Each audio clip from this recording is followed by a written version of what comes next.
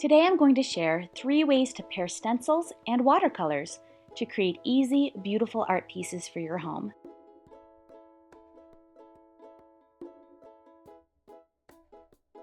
I'm using stencils from stencilrevolution.com.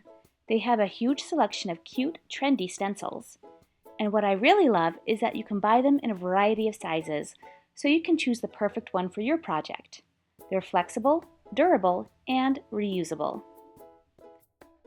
I'm using Sakura's Koi Creative Art Color Palette, which is a portable set of watercolors that includes gorgeous fluorescent, metallic, and pearlescent shades. It also comes with a convenient water brush. The other product I'm using is a clear temporary adhesive spray. I'm using Craft Bond. You can experiment with different brands of mounting adhesives. Just be sure to read and follow the directions as they vary from brand to brand. I recommend covering your workspace with wrapping paper or newspaper before you get started.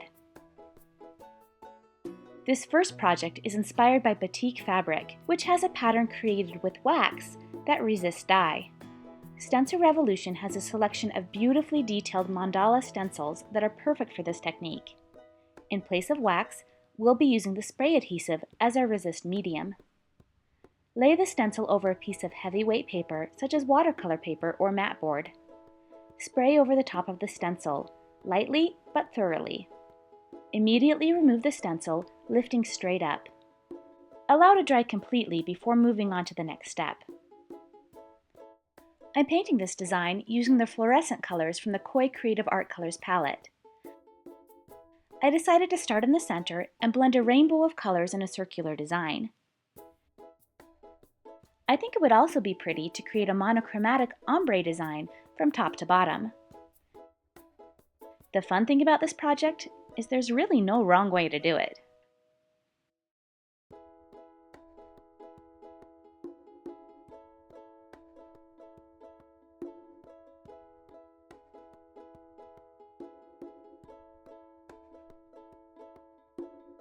To remove the adhesive residue from your stencil, I recommend spraying it with Goo Gone spray, then rinsing clean with warm, soapy water. I wanted to make something bold and graphic for this next project. I realized the fluorescent shades from my Koi Creative Art Color palette showed up nicely on black paper, so I decided to make a background of random paint splatters. Create drips by holding the paper vertically and tapping the edge on the table. You could also experiment with using a blow dryer to push the color in various directions. Dip the water brush in paint and shake over the surface of the paper to make a spattering of colorful droplets. Allow to dry completely before moving on to the next step. Place a stencil on top of your paper. You can use washi tape to hold the stencil in place.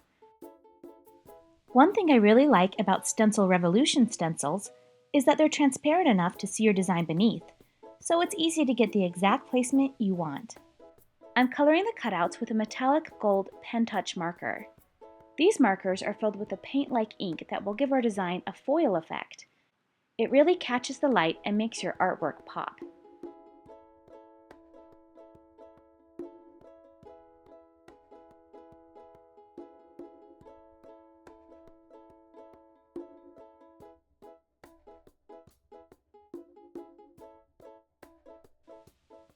This last piece is soft and simple, featuring a gentle color wash in shimmery pearlescent paint. I'm not going to use the adhesive mounting spray because I want the edges to feather and melt. We don't want hard lines or sharp edges on this piece. I'm using a lot of water and monochromatic shades on each arrow. Allow the colors to blend into each other. I don't feel afraid to innovate. Don't miss a chance to be creative. Don't. Why don't I try this at home? Try this at home. The first time I did this, I removed the stencil immediately, which wasn't a good idea since the paint spread and the arrows weren't recognizable. So I tried again, allowing the color to dry fully before lifting the stencil. This is the look I wanted, soft and hand-painted.